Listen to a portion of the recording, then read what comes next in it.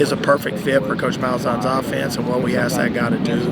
And we saw it in the spring. You saw glimpses of it last year, but we saw it a lot in the spring. And I think at the end of the year, Randy's got a chance to be one of our best football players.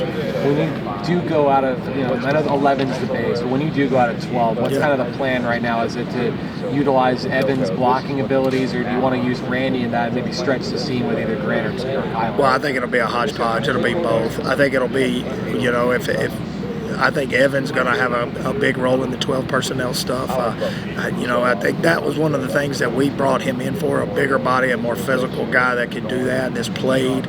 But not just that, also to keep from having a vacuum of leadership in our room. I lost probably one of our top leaders on our team, much less in my room, in Alec Holler. And like I said, I had 2 6-year guys. I had 4 guys that were in grad school last year in my room that all left. And so we had to make sure that from a maturity level, we had the guys there to do that. And Evan brings that to us.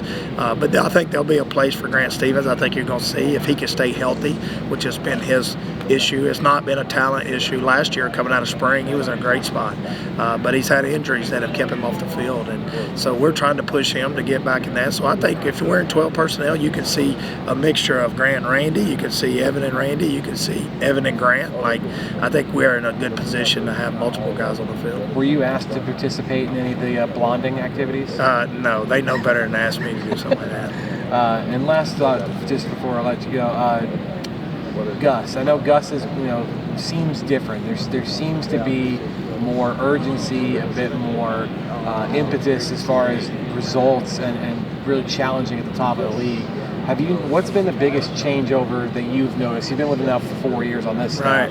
How have you kind of seen his approach change going into this particular season? Well, I would start with this. So, Coach Malzahn, I've had a tremendous amount of respect for him for a long time. I've known him for a long time, all the way back to when he was a high school coach in Arkansas. And I would say this, is like, you're talking about a guy that's had success from the time he got into coaching. He's been successful. Last year was the first time in his career with a losing season. And I think whenever you experience something like that, you really have 2 choices. Is that you just lay it down and quit, or you roll your sleeves up and go back to work. So what we're seeing is more of a return back to who he was when we first got here, that resolve of, hey, I'm going to build this program as a Big 12 team like I built this program when I got here. From that mindset. And obviously, we had really good players. I think all the previous staff recruited really good kids here. And so when we came in, we had good players, but it was an American Conference built team. It wasn't built to withstand the Big 12. And I think what we learned, I don't know, Coach would tell you more about this, but for me, what I learned is that the Big 12, the size difference was obviously bigger, but the depth was really big. And so I think we tried to address those issues, and he's got a tremendous resolve right now to not only push the boundaries of how we go about recruiting and making sure that we're doing a great job in recruiting guys that are Power 5 level players, or whatever the power level player is. But also, we went out and we addressed needs that we had from last year. And I think we were very strategic in what we were looking for in every single position group, and hopefully that's what will pay off. Thanks, Brian. You got it. Appreciate it, Chris. Coach, how are you Hey, doing? Brandon. Good to see you. Nice to see you again. I kind of popped in. I kind of heard a little bit what you were talking about Randy, but just kind of expand on that. Obviously, he comes in and plays a lot last year as a freshman. That Oklahoma game, everyone remembers that performance, and now he's kind of stepping up in the spotlight with Alec on and everything. So what is the upside for him? How do you envision maybe utilizing Randy, because he's a different type of tight end? He is a different type of tight end. He's not that 6'5" guy that you're looking for a lot of times. But Randy is fearless when it comes to physicality. He blocks like he's a lot bigger. He plays bigger than he is, but he has tremendous ball skills. He loves the game. His football IQ is off the charts. He really learns fast. But I think part of that, Brandon, is he has a tremendous desire to learn. It's important to him. He loves football.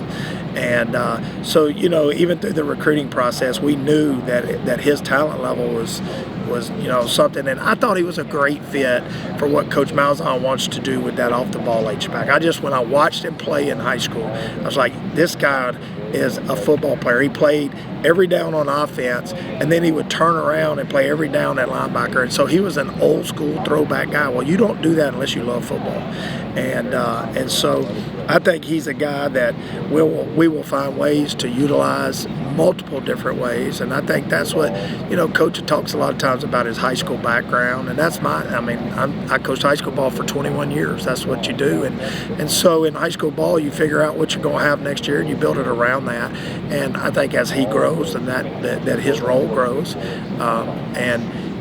he had success last year. We were fortunate enough to have several older guys, 2 6-year senior guys. So we were able to ease him into it instead of just throwing him in there. And I think that was good for him. How does Evan, how does he fit in? What kind of role would he have? Well, I would tell you this. I think Evan's got 2 roles for us. I think he's a multiple player, but obviously he will replace the Zach Wojan role from last year when we go to 12 personnel. He's a big physical blocker. He runs well. He has great hands. So we will utilize him in the passing game. But the other thing that we brought Evan in to do was to kind of fill the vacuum of leadership in the tight end room. That was kind of one of my things. It's like I really wanted an older guy because I lost Alec Holler and I lost Zach Wojan, who are 6-year guys. I lost Max Holler and Garrett French, who are 5-year guys. So we lost tremendous amount of leadership and older guys, veteran guys. And so we needed somebody in the room who had played, but we needed somebody in the room who was mature enough to be the leader for that group. And so I put a lot on him in that too. So Jordan Davis being able to come back. I mean, maybe at some point I thought, maybe some guys thought that maybe he wouldn't even be playing football. Yeah. Just the fact that he's fully dressed, he's participating, he's going to help you. Yeah. I mean, how cool is that from a coach? Just seeing the adversity that he's Jordan's one of my favorite people. I love Jordan Davis. Jordan Davis has got a great heart. Everybody loves Jordan. He doesn't have bad days. He brings great energy to your team. And he's a guy that you're just glad to be around. He's a guy that'll have leadership role in the room. And so, I'm tremendously excited about Jordan. And Grant, I know he's kind of hasn't really scratched the surface yet of his potential at UCF. I know he's excited to play a much bigger role this year. What are your expectations for Grant? Well, I tell you, the thing for Grant is not a talent issue. He is a very talented guy. The thing for Grant is about being able to stay healthy. Mentally, he picks up the offense very good. He's talented. He's got really good hands. He was a high school receiver at Nice High School when we recruited him, but we knew he would grow into the body, which his body has tremendously changed from when he got here. But for him, it's about staying healthy. His freshman year, he had shoulder surgery and missed the entire year. Then his sophomore year, he had an unfortunate incident. He came out of spring his sophomore year really in a position where we thought this kid's going to be able to play. And then he had that injury on July 4th. And just an unfortunate freak deal, but it kept him sidelined. He wasn't able to play last year. So it's been 2 years. Brandon says he's been able to play. So spring was about knocking the rust off of him, but he's willing, he's fearless, he's gone to work, he's more determined than I've ever seen him. He's a workout warrior too, so that helps him. He loves the grind, the daily grind of lifting, of running, of training. All of that stuff is something that just comes natural to him. Special teams, I mean, most of the questions are answered, right? You've got Gage King, snapper. You've got Mitch McCarthy is back for, I guess, his 3rd year now at Hunter, and you've got Colton Boomer back as well. So these guys have kind of established themselves over the last few years. Does that make your job a little bit easier? Well, I don't, first, let me say this. I feel like, and I think most people would say that we underperformed special teams last year. Obviously, it was a source of, it was something that bothered me a lot. And one of the things at the end of the season that I go back and I look at, here's the problem. How do we fix it? And but in saying that, our specialist group, Brandon, they're talented. Mitch is in his 3rd year, and you got to remember when Mitch came to us, he didn't know whether there was air or feathers in the ball, and he, we were having to teach him just simple verbiage. What does it mean to go out of bounds? What does it mean to mean we're going to pin them back? Like just things that we in America take for granted because we've been watching football for so long. So, but the talent level he has is unbelievable. He's in year 3. He's obviously the old guy in the room, and and brings great maturity from that standpoint. I'm glad you mentioned Gage King, because I think Gage King is the best long snapper in the country. I feel like last year, and I was concerned. I mean, we lost Alex Ward, who was a 2-time Manley finalist, and a guy who was, walks into the NFL as a starter and as a rookie. And so it was like, okay, what do you do now? And we bring in a guy from all the way from California, and Gage has come in and just been one of the best surprises that we've had. He is a hard worker. His talent is off the charts.